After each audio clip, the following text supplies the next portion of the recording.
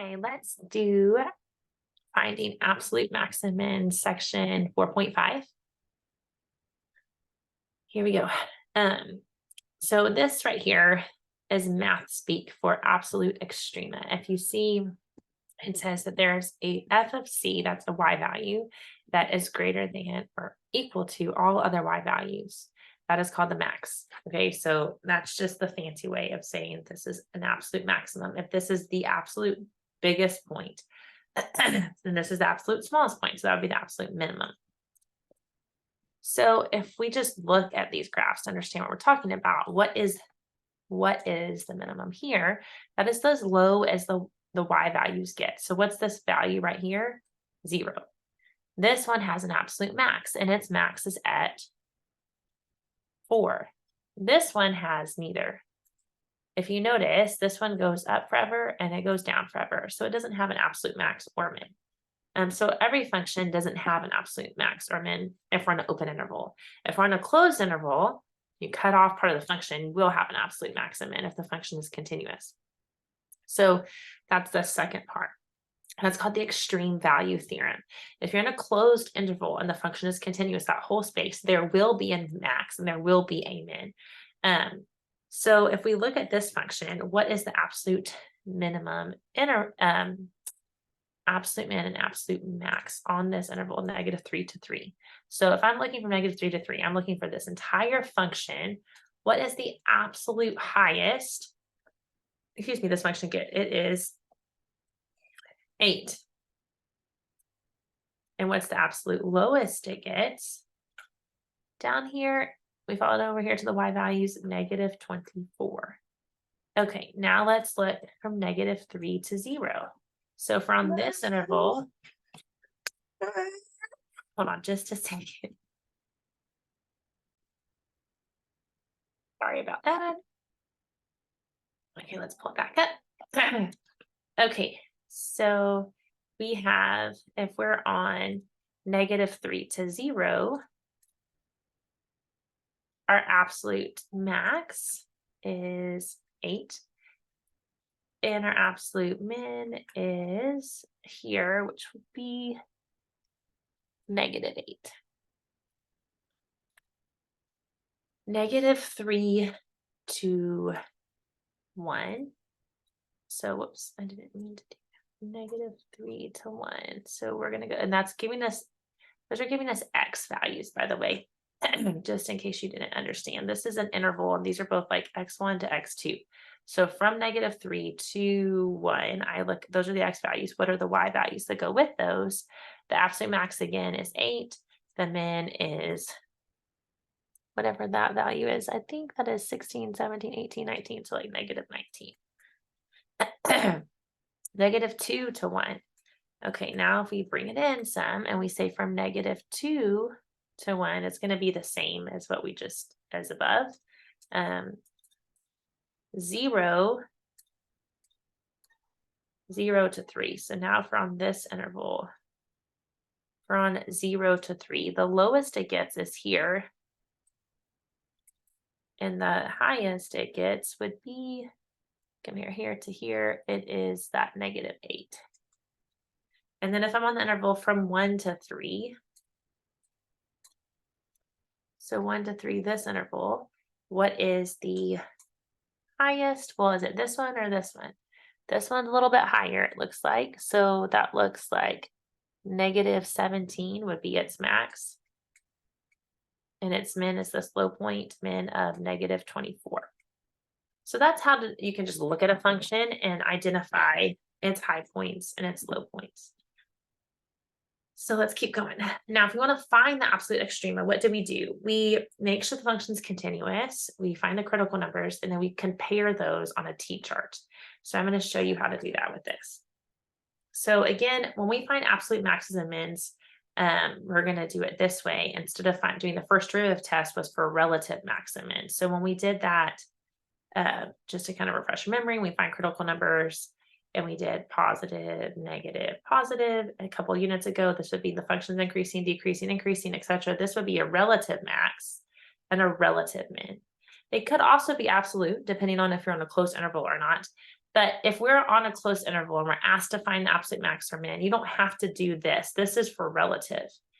So instead, we're going to make a t-chart. And on that t-chart, we're going to plug in the endpoints and any critical values. So we find critical values by taking the derivative and setting that derivative equal to 0. So we get x equals 2. So that's the only critical value we have. It's in between these two values. And then we're simply going to evaluate. These are the particular values that are the possible candidates for a max or a min. So I'm going to plug in 0 into this function here. 0 would give us 6. If I plug in 2, negative 2 squared plus 4 times 2 plus 6, that's negative 4 plus 8 plus 6. That is 14 minus 4, so 10. If I plug in 5, negative 5 squared plus 4 times 5. You can also use your calculator to plug these in. Plus 20, so that would give us negative 5 plus 6, so that would give us 1. So which one of these is the biggest? You're looking for the y value, by the way, that is the biggest. That's the max. And this would be the min. So that's one way to find the absolute maximum. Ln. All right, let's take our t-chart again. All right, whoops, not 0, 1 and 2. We take the derivative of this. The derivative of natural log is 1 over x. We set it equal to 0. I get a problem because if I try to cross multiply, you just get 1 equals 0, which is not true. So there are no critical values. So no critical values. So you just got to plug in 1 and plug in 2. When the natural log of 1 is 0, which one of these is bigger? This one, and this one therefore is the min. And if you know what natural log looks like, it looks like this. And so from the interval from 1 to 2, clearly you're going to be able to see, oh, the min is here, and the max is here, whatever natural log of 2 is. Okay, because there's no critical values or turning points on that interval. This as a function is not guaranteed to have absolute max on an open interval. So again, if we don't have that closed interval, it might not have a max or min. And these are examples of where there are no max or min here because the function has these asymptotes, right? So it's constantly approaching 1. So it's getting closer and closer and closer to 1 forever. So there's no maximum value. And the same thing over here with the minimum. There's no max or min because they're open circles at the points that would be the max and min. And this is no max and min because we have positive and negative infinity. Now we have something called second derivative test. This is another way to find max and mins. And so normally when we do max and mins, usually we look at the first derivative. We feel like where it's positive or negative, then we can figure out the max or mins. And second way of doing that is using something called the second derivative test. And this is different than the test for concavity, so don't get them confused. The way you do it is you find the derivative, you find the critical values, and then you plug those critical values into the second derivative. The reason is because if you know that the function is concave up and you know that it's a critical value, you know that must be a min. So here's a picture. F double prime is positive, and if f prime is 0, you know this location must be a min. If you know that the derivative is 0, but that the second derivative is negative, it's concave down, so that must be a max. So just another way of finding a max or a min. You could still do the first derivative test. So let's figure this out. So if I take the derivative of this, I get 6x minus 4. I set it equal to 0, I get 6x equals 4. So x equals, if I divide by 2, 2/3. Now, it only has one critical value, which means there's only one turning point in this whole function. And then if I take the second derivative, I get 6. This is greater than 0 for all x, which means this function is always concave up. And I only have one critical value. What's that critical value? 2/3. So therefore, the absolute min is at x equals 2/3. If I want to figure out what it is, I would plug the 2/3 into this function and get the y value. You can do that with your calculator. You plug in 3 times 2/3 squared minus 4 times 2/3 plus 9. So again, you're finding the critical numbers, solve for where the first derivative equals 0. Then you technically are plugging in the critical number into the second derivative. But in this case, you don't have to plug it in because it's 6, it's constant. The second derivative is just always positive. So let's try a second example. So for this one, it's a little bit more complicated. We need to do the quotient rule. So the derivative of the top times the bottom minus the derivative of the bottom times the top over the bottom squared. So that'd be x squared plus 1 minus 2x squared. So we get negative x squared plus 1 over x squared plus 1 squared. I said that's equal to 0. The bottom can never be 0 because it's squared with a plus something. The top can be 0. You get x squared equals 1.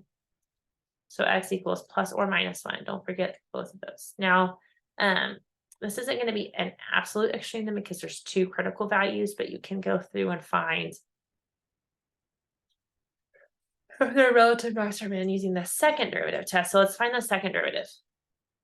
Derivative of the top times the bottom minus the derivative of the bottom, which is the chain rule here, times the top all over the bottom squared. I'm going to factor out some things here. Notice we have a negative 2 and we have x and the x squared plus 1, just one of those.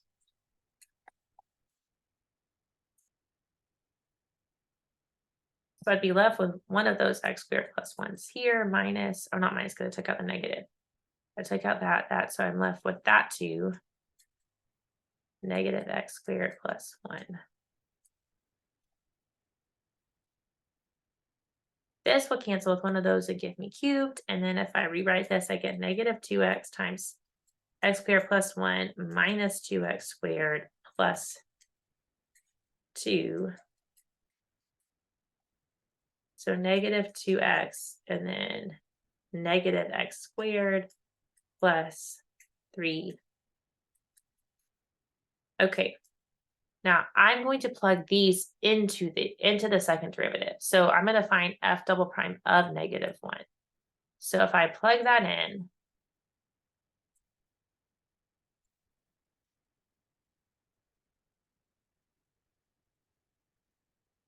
I get, that would be a positive 2, and then 3 minus 1, so that would be times 2. And on the bottom, we're going to have 2 cubed. So this is a positive number. And so what do we conclude? We conclude, therefore, min at x equals negative 1. And so then I'm going to plug in 1 and see what happens.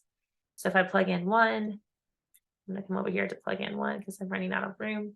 I'm plugging 1 into the second derivative. And then I'm trying to see what the sign is.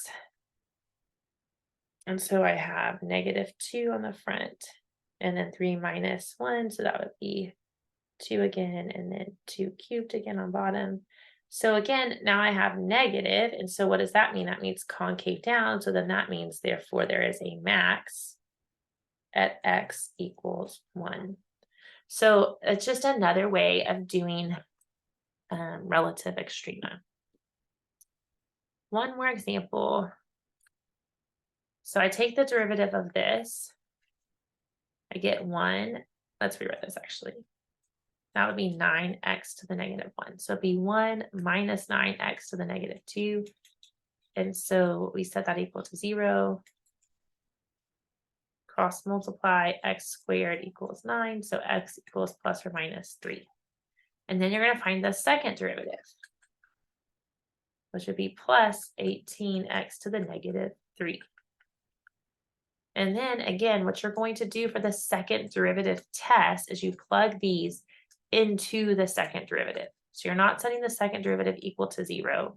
You're actually substituting the critical values into the second derivative. This is positive, so that means it's a happy face because that means it would be concave up, and it has a slope of 0 because that's what the critical value. This means slope equals 0. So it's a flat line and it's concave up, which means it's a minimum. And then if I plug in the -3, well, if I take -3 and cube it, that's going to be a negative number, which means we have a flat line and concave down. So therefore it must be a max. So second derivative, you find the critical value, you plug the value into the second derivative and then conclude which one. Oh, so the minimum value therefore is at 3. And if it actually, we need to find what it is, if we need to find f of 3.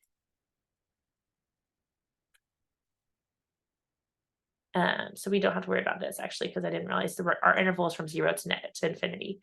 So, so 3 is the only critical point on that interval. And if we plug in 3, we would get 4 plus 3 plus 3. So that's 7 plus 3, which is 10. So the minimum value is 10 because the minimum value is the y value. Okay, as always, attempt your assignment and please let me know if you have any questions. Bye.